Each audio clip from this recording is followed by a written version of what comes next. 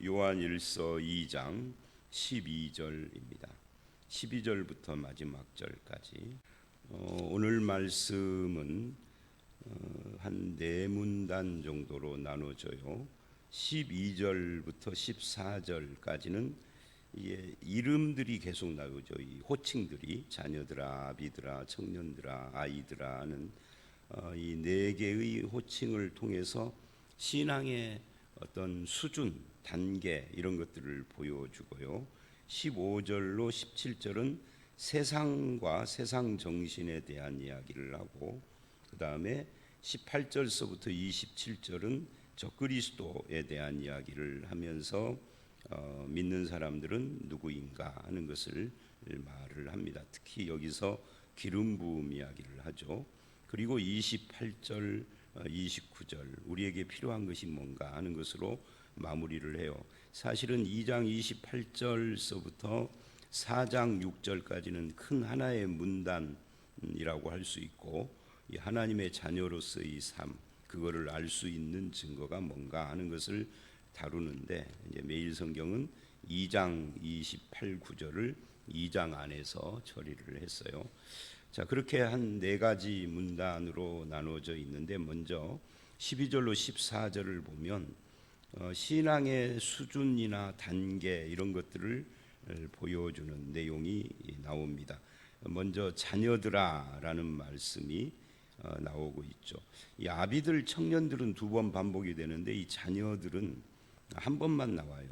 14절에 아이들, 이것은 우리나라 성경에서 아이들 이랬는데 이게 원어로는 12절의 자녀들하고 다른 그런 단어입니다. 그래서 12절의 자녀들은 이 테크니아라고 하는 단어인데 이것은 아주 어린 갓난아기, 이제 목도 잘 못 가누고 뭐 기지도 못하고 말도 잘 못하는 이런 갓난아기를 말하는 겁니다. 근데 그런 갓난아이 같은 그런 신자들에게 이것을 쓰는 것은, 즉 요한일서를 쓰는 이유는 너희 죄가 그의 이름으로 말미암아 사함을 받았으며, 그러니까 이거 줄이면 죄사함이죠. 그러니까 신앙의 갓난아이들, 이제 막 예수 믿은 이런 사람들은 죄사함 받은 그 정도에 있는 신앙이라고 말할 수 있는데, 사실은 이것도 우리가 보기에는 놀라운 거예요. 왜냐하면 우리 시대의 신자들은 죄사함의 확신도 없는 사람들이 많거든요. 그것도 막 흔들리거든요. 그래서 죄사함을 받았다 하는 것을 알고 믿는 정도, 이 요한일서에서는 아주 어린아이 신앙이라고 하는데, 그런데 우리는 그것조차도 안 돼 있는 사람들이 있다는 것은 우리가 좀 생각해 볼 필요가 있는 거죠. 그 다음에 이 아비들, 청년들 이야기가 13절에 나오고 14절에 아이들 하면서 아비들, 청년들이 또 나와요. 그러니까 12, 13절을 14절은 반복하고 있다는 건데, 그 반복하는 첫 번째가 아이들이에요. 이게 이제 전체적으로는 2번째인 거죠.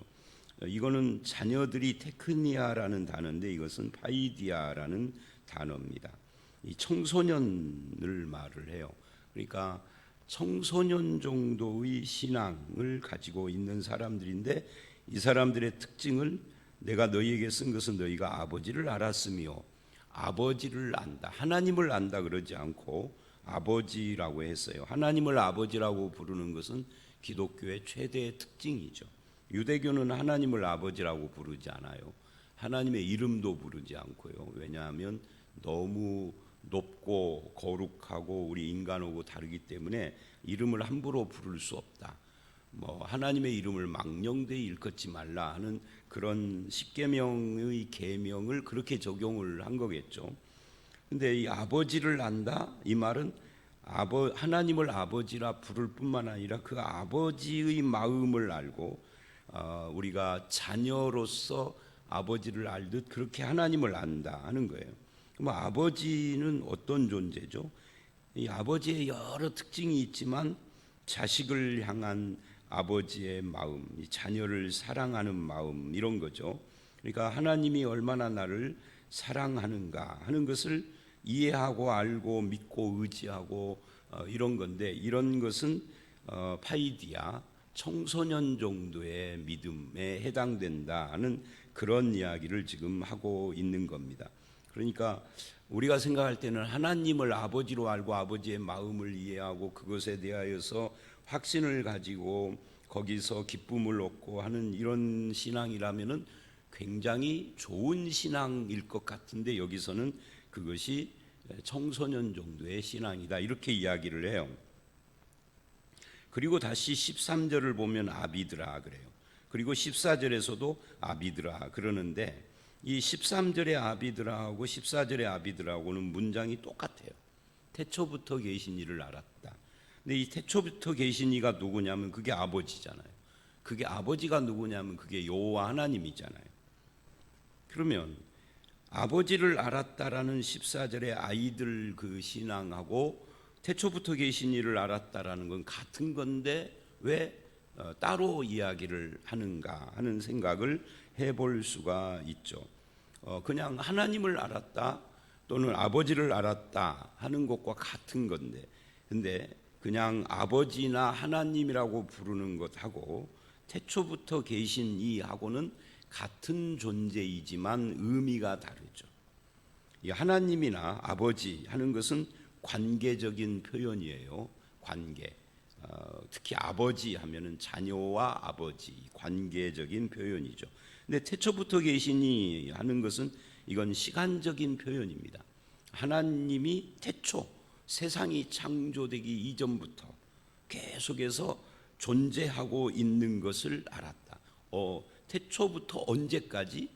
예수 그리스도가 재림을 하고 영원 세계가 열리는 그때까지 쭉 이어지는 거예요. 그래서 하나님의 존재는 영원부터 영원까지 이 시간과 물질, 공간 이런 것들이 존재하기 이전부터, 그리고 이 세상이 완전히 이제 마무리가 되어지는 그 재림의 때까지 하나님은 여전히 존재하시는 분. 이것을 뭐라고 말을 하죠? 이런 거죠. 우리의 삶의 형편이나 환경이나 이런 것들이 아무리 바뀌어도 10년이면 강산이 변한다고 그러는데 이 세상은 10년이 아니라 1000년, 만년 계속되어 왔는데, 그러면서 세상이 엄청나게 바뀌었죠. 특히 한국 같은 경우에는 엄청나게 바뀌었잖아요.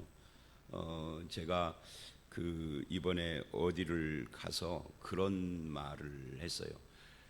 이 동네가, 이곳이 옛날에는 다 슬레이트 지붕이고 그리고 브로크 담으로 되어 있는 그런 곳이었는데, 와, 이렇게 바뀌었다고.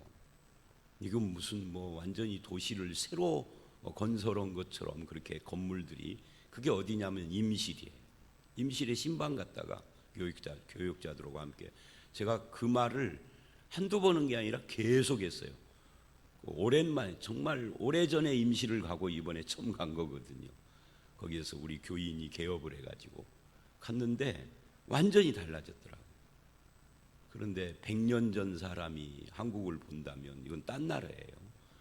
300년 전 사람이 오면은 여기는 어디, 아마 300년 전 400년 전 사람이 오면은 우리나라 같은 조상이라 해도 언어도 안 통할지도 몰라요. 언어가 많이 바뀌어가지고. 세상 그렇게 변하는데 인생도 그렇게 수많은 사건들을 거쳐서 나이를 먹어가고 그러는데, 어떻게 변하고 삶이, 세상이 어떻게 바뀌고 그래도 하나님은 태초부터 영원부터 영원까지 쭉 그 자리에 계시는, 즉 변치 않고 신실하신, 변함이 없는, 이것을 뭐라고 해요? 영원이라고 표현을 하는 거죠. 영원하신, 이 영원하다라는 것은요, 안 변하고 그 자리에 그대로, 그 모습 그대로, 세상은 변해도 그렇게 계시는 분. 그런데 존재만 안 변하는 것이 아니라 하나님의 뜻과 섭리와 말씀과 하나님의 역사와 그 약속과 이것이 안 변하는 겁니다. 사람이 아무리 바뀌어도 흔들리지 않는 그런 모습인 거죠. 그런 하나님을 안다 하는 것은 다른 의미에서 말을 하면은 우리도 그렇게 변하는 세상 속에서 변치 않고 흔들리지 않는 신실함으로 살아가는 존재가 되는데, 그것이 아버지 같은 사람들인 거죠. 이 아버지에게 요구되어지는 것은 뭐예요? 물론 돈도 벌어오고 뭐 여러 가지 아이 훈육도 시키고 그러지만 그런 것보다 더 중요한 가정이 위기를 만났을 때 아버지에게 요구되는 것은 신실함이에요. 아버지 자리를 변함없이 지키고 있는, 가난하던 부유하던 돈을 많이 벌어서 떼부자가 갑자기 됐다고 그래서 막 변하는 그런 사람은 아버지다운 게 아닌 거죠. 반대로 집이 막 경제적으로 어려워서 이제 극빈으로 떨어졌다고 그래서 아버지가 가출해서 서울역 간다라는 것은 아버지의 자격이 없는 거죠. 그러니까 서울역 왜 가냐고요? 노숙자 가출했다 그 말이에요. 아버지의 역할을 포기했다는 거죠. 가난해도 아버지의 역할을 감당하고 부유해도 그 자리에서 안 변해야 아버지인 거죠. 그런 신자를 이야기를 하는 겁니다. 아비들아. 또 청년들아 그래요. 이게 순서가 청년 다음에 아비일 것 같은데 이거는 이제 인생의 순서가 아니다는 걸 이걸 보고 알 수가 있죠. 이건 신앙을 이야기하는 거죠. 청년들은 뭐예요? 청년들은 악한 자를 이겼어요. 힘 있는 거죠. 근데 어떻게 이겼어요? 13절에서는 악한 자를 이겼다 이렇게 말을 하는데 14절은 악한 자를 이기는 방법에 대한 이야기를 합니다. 너희가 강하고 하나님의 말씀이 너희 안에 거하시며 흉악한 자를 이겼다. 하나님의 말씀 안에 거함으로 악한 자를 이기는, 이 악한 자라는 것은 뭐 사탄을 말을 한다라고 할 수도 있고 뭐 그 외에도 악한 자를 다 포함할 수 있는데 일단 말씀으로 승리하는 삶, 이게 중요해요. 이건 이제 교회 지도자급인 거죠. 교회의 지도자는 말씀 위에 견고하게 서서 악한 자를 이기는 그런 모습이야. 사람들의 말을 들으면 이리 흔들리고 저리 흔들리고 왔다 갔다 하는 사람은 그런 지도자의 모습일 수가 없어요. 아비 신앙도 신실함에 있지만 이 청년 신앙, 이것도 말씀 위에 견고하게 서서 악한 자를 이기는 유사한 점이 있는 거죠. 이제 이런 신앙의 수준과 단계를 말한 다음에 우리를 흔드는 이 세상에 대한 이야기를 15절로 17절이 합니다. 세상이나 세상에 있는 것들을 사랑하고 거기에 기웃거리면은 적어도 아버지나 청년 같은 신앙은 아닌 거죠. 그것은 어린 아이, 갓난 아이, 이제 막 예수 믿고 죄사함 정도만 알고 있는, 이단에 흔들리고 세상에 흔들리고 막 그러는 겁니다. 그래서 15절서부터 28절은 크게 세상과 이단 이야기를 하는 거예요. 적그리스도, 이건 이단의 이야기거든요. 그래서 18절 이하는 적그리스도, 그리고 15절로 17절은 세상. 뭐 이 둘이 근본적으로 뭐 분리되는 것은 아니지만 이 세상이 흔들리고 이단에 흔들리고 비진리에 흔들리고 이런 모습은 아버지나 청년 신앙이 아니다 하는 이야기입니다. 우리가 그런 신앙에 빠지면 안 되는 거죠. 그래서 세상이나 세상에 있는 것들을 사랑하면 안 된다. 세상을 사랑하면 아버지 사랑입니다.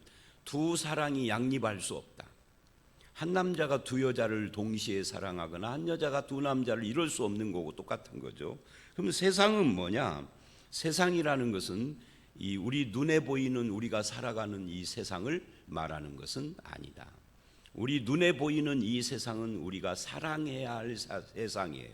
하나님이 창조한 세상, 안 믿는 사람들, 뭐 이런 사람들, 그 세상은 구원받아야 될 세상이고 하나님이 사랑하신 세상이고 우리도 사랑해야 하는 세상인데 우리가 사랑하면 안 되는 세상은 그 세상의 정신입니다. 세상과 세상 사람들 자체는 사랑해야죠. 그런데 세상을 움직이는 정신을 따라가면 안 된다. 이게 어려운 거죠. 그 세상 정신이 뭐냐? 그거를 16절이 육신의 종욕, 안목의 종욕, 이생의 자랑이라고 합니다. 17절, 그런데 이 세상이나 그 종욕, 이 세상의 특징이 종욕인데 그것은 지나가되 오직 하나님의 뜻을 행하는 자만 영원하다. 그러니까 영원하지 않고 그저 아침에 안개 같고 또 꽃 같은 화무시미로 11홍 언젠가는 신속히 지나가고 저버릴 그런 세상을 따라가는 것이 아니라 영원하신 하나님과 하나님의 뜻을 행하는 자가 돼야 된다. 그래서 이 세상 정신을 우리가 알아야 되는데 그게 육신의 정욕, 정욕이라는 게 욕심이에요. 내 육신이 원하는 욕심, 이것이 지배하는 세상인 거죠. 사람의 욕심이 지배하는데 그게 안목, 보는 것을 통하여서 나에게 들어오는 거죠.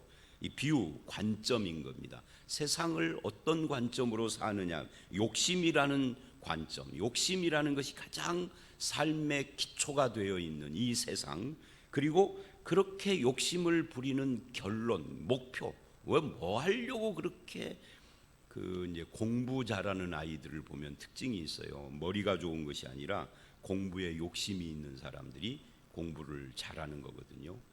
근데 공부 못하는 아이들은 멍청해서가 아니에요. IQ 검사를 해보면 그렇게 떨어지는 게 아니에요. 근데 공부에 욕심이 없어. 물론 이제 동기부여가 안 되고 뭐 이런 것도 있고 그럽니다만은, 그러면 이제 공부에 욕심이 있는 사람, 공부를 그렇게 잘해서 뭐 하려고 그러느냐, 쭉 결론 이야기를 해서 결론을 가면 뭐냐면 세상에서 자랑스러운 사람 되고 싶어, 이런 거죠. 그러니까 결국 여기서도 이생이라는 것이 세상이죠. 세상에서 자랑, 이생의 자랑, 세상에서 내가 자랑스러운 존재가 되려고 그렇게 욕심을 부리는 것이고, 그게 육신의 욕심의 결론이 거기에 있는 거죠.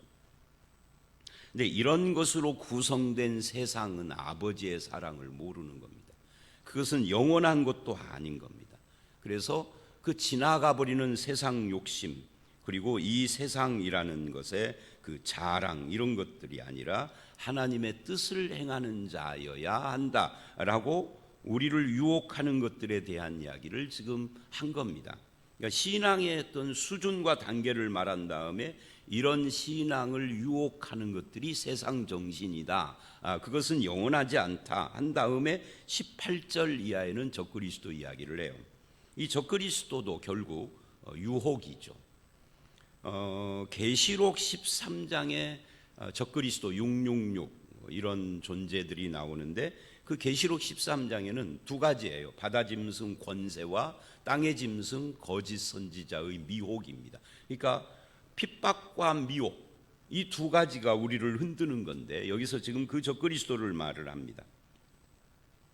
그럼 적그리스도는 언제부터 존재하느냐 할 때, 그 666 베리침 뭐 이런 걸 주장을 하고 피켓 들고 유혹하는 그 이단 비슷한 사람들은 적그리스도가 말세, 즉 예수님이 오실 때 직전에 나타난다, 뭐 이런 이야기를 하면서 666 뭐 베리칩이 나타난 걸 보니까 예수님 곧 재림이 임박했다, 뭐 이런 말을 하고 막 사람들을 무섭게 하는데, 그건 틀렸어요. 왜 틀렸느냐면 적그리스도는 이미 예수님 시대, 이 요한 시대가 예수님 시대고 동시대잖아요. 그때 이미 존재하고 있어요. 그래서 그게 18절이에요. 아이들아, 지금은 마지막 때라. 이 마지막 때, 말세는 예수님 재림 직전이 아니라 예수님 초림 때부터 말세에 들어간 거예요. 그러면 마지막 또는 말세라는 종말 뭐 이런 단어들은 무엇을 기준으로 하느냐 할 때 재림을 기준으로 하는 것이 아니라 구약을 기준으로 하는 겁니다. 구약의 끝을 말세라고 그래요. 그게 신약이죠. 신약 시대가 열리면 그때부터 말세인 거예요.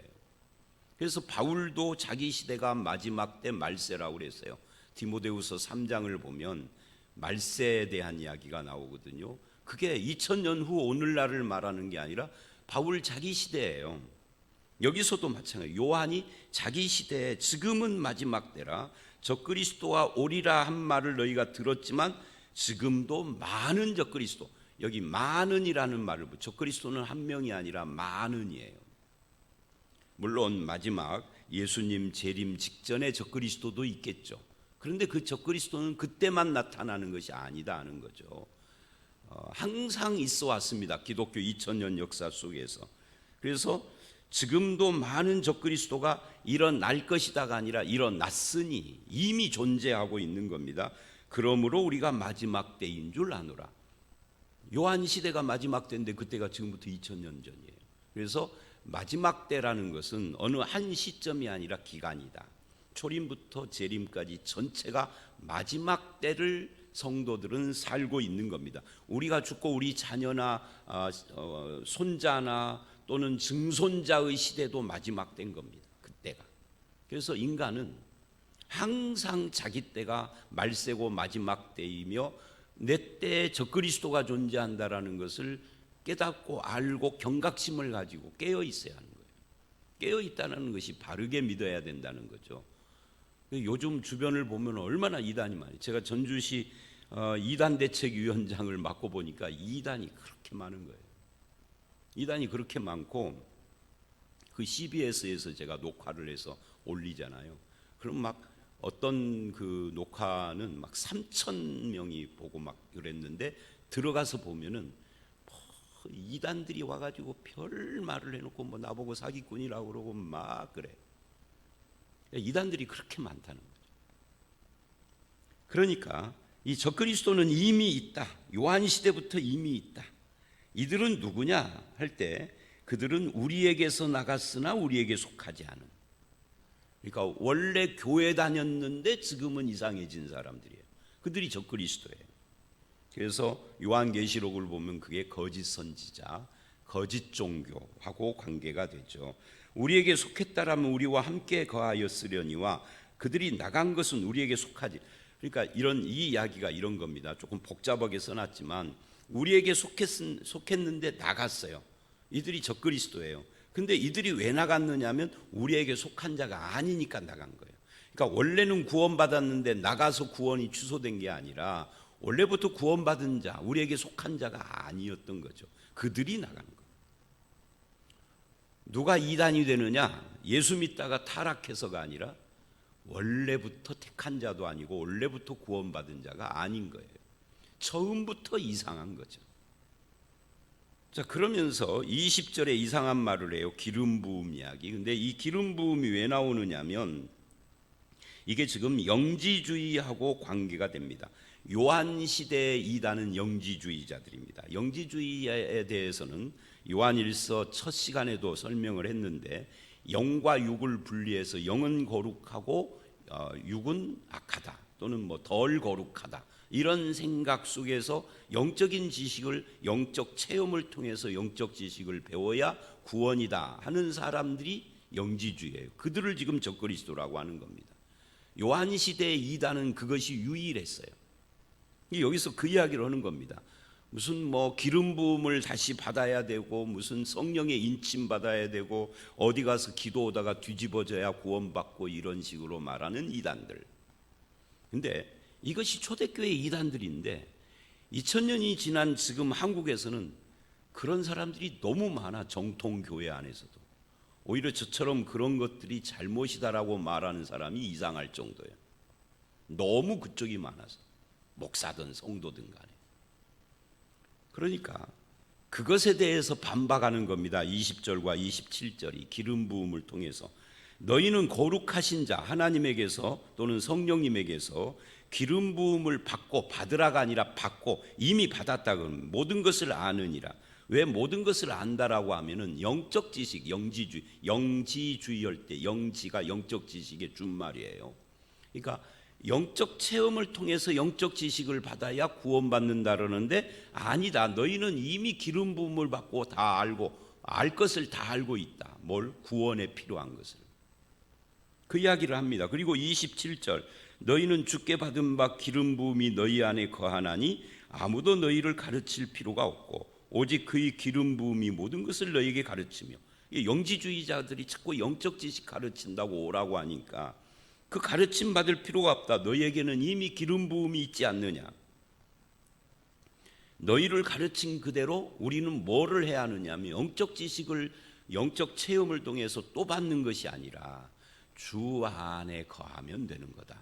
이렇게 결론을 내린 거예요.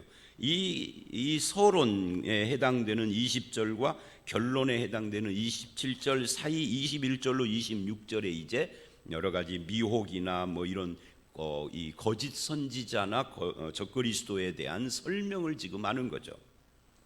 자, 그 설명을 좀 보면 이 진리와 거짓 그리고 미혹받지 말아야 할 것을 이야기하고 있는데 이렇게 말을 합니다. 21절 내가 너희에게 쓰는 것은 너희가 진리를 알지 못하기 때문이 아니라.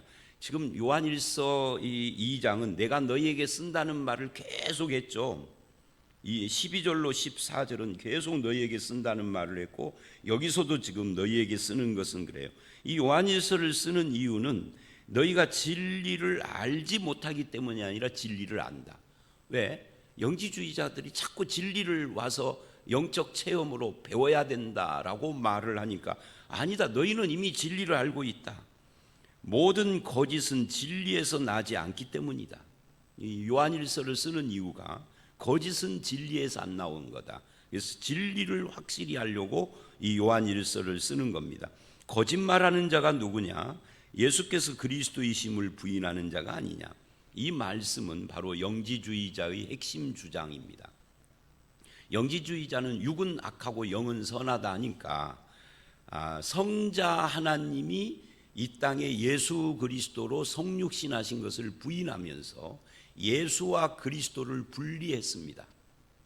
예수라는 인간은 하나님이 아닌데 예수가 세례를 받을 때 그리스도라고 하는 영이 그 속에 들어가서 하나님의 아들이 됐다라고 하는 궤변을 늘어놓는 겁니다. 그리고 예수가 십자가에 못 박힐 때 그리스도는 떠났다. 그래서 성자 하나님이 죽은 거 아니다라고 하는 가연설을 주장을 했어요. 그래서 그거를 반박하는 겁니다. 예수가 그리스도다. 예수와 그리스도를 분리하는 것이 아니라 예수가 그리스도다. 이거를 안 믿는 자가 적그리스도다. 이 말은 결국 성육신을 안 믿는 자가 적그리스도다, 그런 이야기죠. 아버지와 아들을 부인하는 그가, 하나님 아버지와 그 아들 되신 예수 그리스도를 부인하는 그가 적그리스도다. 이 하나님을 부인한다라는 말은 영지주의자들은 창조의 하나님을 부인했어요. 왜? 창조는 물질을 창조한 거니까. 물질은 악한데 그걸 창조했다라고. 오늘날 한국교회도 물질이나 육체는 악한 것이요 영만 선하다라고 하는 그런 주장하는 자들은 적그리스도에 해당되는데, 그런 자들이 있느냐 할 때 구원파도 그렇고 워치만리 계열의 그 형제교회들도 다 그렇게 주장을 합니다. 워치만리뿐만 아니라 위트니스리, 한국 복음서원인가 거기서 나온 책들, 뭐 전도 출판사 이런 데서 나온 책들 서점에, 기독교 서점에 많거든요. 그런 책들을 보면 영은 선하고 육은 악하다라는 말을 계속해요. 그 중간에 있는 혼이 어떻게 하느냐, 혼 이야기를 계속합니다. 영에 속한 사람 말을 하고, 그거 다 요한일서가 말하는 적그리스도에 해당된다라고 지금 요한이 말해요. 그 2000년 전 요한 시대부터 그거 주장하는 사람들이 있었다는 거예요. 그래서 아버지를 부인하는 거예요. 창조주 하나님 아버지를. 아들을 부인하는 자는 또한 아버지가 없대. 아들을 시인하는 자에게 그러니까 예수님을 시인해야 하나님 아버지도 있는 거죠.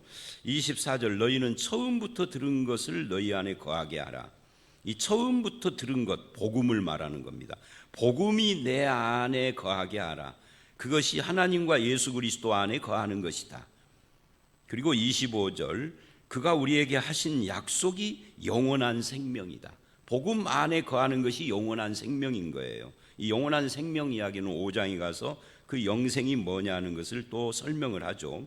너희를 미혹하는 자들에 관하여 내가 그러니까 이것을 쓰는 것은 이런 것들을 부정하고 자꾸만 영적 지식을 체험으로 깨달아라 하는 이 영지주의자들의 미혹 때문에 내가 이것을 썼다.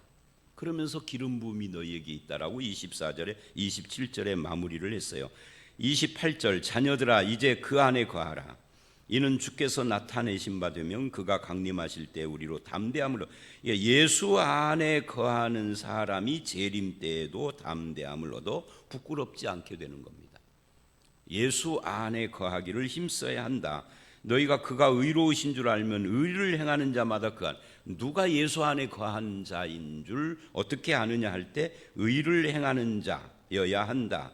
이 의를 행한다는 말, 하나님의 뜻을 행하는 것을 말하는 것이죠. 자, 오늘 여기까지입니다.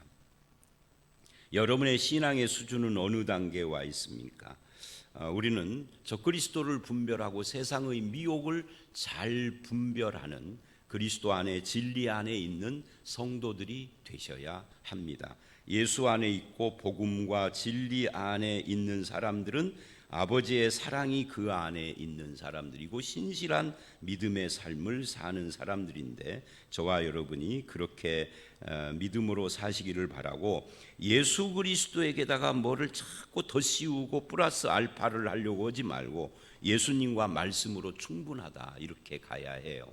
그런 신자가 되시기를 주의 이름으로 축원합니다. 함께 기도하겠습니다. 하나님, 우리가 사는 이 세상은 우리를 미혹하는 것들이 너무 많아서 육신의 정욕과 안목의 정욕과 이생의 자랑이라고 하는 세상 정신이 우리를 흔들려고 하는데, 태초부터 계신 신실하신 하나님과 진리의 말씀 안에 거하는 그런 신앙으로 살아가게 하시고, 적그리스도를 분별하고 우리 안에 있는 기름 부음으로 말미암아 하나님의 복음 안에서 예수 그리스도와 함께 동행하는 그런 저희들이 되게 해 주시옵소서. 예수를 믿는다고 하지만 예수님으로 충분하지도 만족하지도 않고 무엇인가를 더 씌우고 더 해야 되는 것처럼 생각하는 그런 미혹에 빠지지 않게 하시고, 예수 그리스도 오직 주님과 오직 진리의 말씀으로만 우리의 신앙을 세워주시기 간절히 바라옵고 예수님 이름으로 기도드렸사옵나이다. 아멘.